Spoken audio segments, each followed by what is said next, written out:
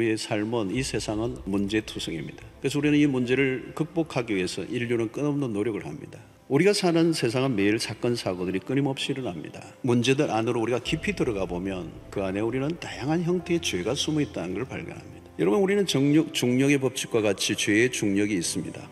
끌어당기는 거예요. 그리고 딸려가는 것입니다. 우리가 죄를 연구할 필요는 없지만 죄가 무엇인지를 분명히 알아야 합니다. 우리의 삶을 망가뜨리는 원흉이 뭐냐는 거죠. 이 죄를 강구하고 무시하고 우리의 신앙과 삶이 정상적일 수 있는가, 불가능하다는 겁니다. 사람들은 원죄라는 얘기를 하면 고개를 흔들어요. 받아들이려고 하지 않습니다. 그러나 원죄를 이해하지 못하면 인간을 이해할 수 없습니다. 오늘날 인문학이 발달하지만 인문학을 통해서 인간을 이해할 수 없습니다. 인간 이해는 성경을 통해서입니다. 죄를 지었다고 고백하고 용서를 구하면 간단한 문제를, 불행하게도 아담과 하와는 다른 반응을 합니다. 모든 문제의 원인을 다른 쪽으로 돌리는 겁니다. 인간은 철저히 죄를 합리화하고 자기 정당성을 내세웁니다.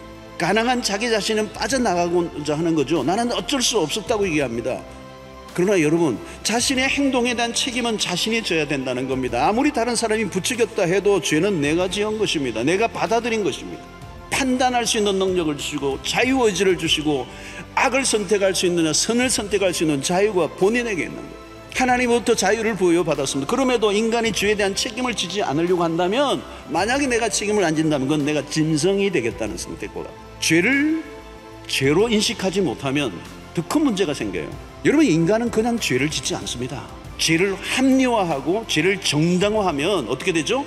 죄를 죄로 느끼지 못하게 하는 겁니다.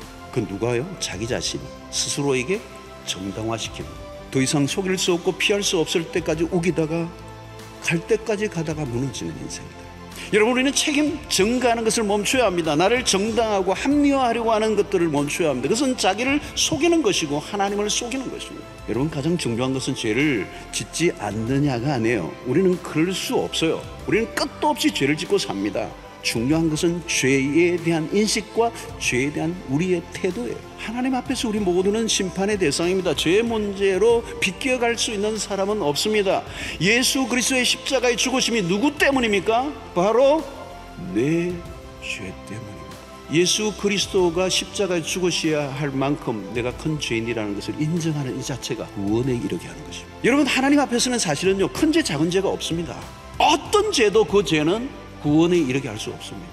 그 죄는 대가를 지불해야 합니다. 책임을 져야 합니다. 여러분, 죄를 인정하지 않고 숨기는 동안에 하나님과의 관계는 막힙니다. 하나님과 관계가 막히면 모든 게 꼬입니다. 죄가 끼치는 영향 속에 살아갈 수밖에 없는 것이죠. 죄의 거대한 힘이 인생을 짓누르고 있는 것입니다. 죄를 인정하고 주님 앞에, 십자가 앞에 나아가는 것이 얼마나 큰 은혜인지, 나의 죄됨을 깨닫는 것이 얼마나 축복인지, 그리고 우리를 용서하시기 위해서 기다리고 계시는 그 하나님의 품으로 돌아가는 것이 우리의 삶의 모든 것을 회복시키는 해답인 것을 깨닫는 은혜가 우리 모두에게 있게 되기를 주의 이름으로 축원합니다.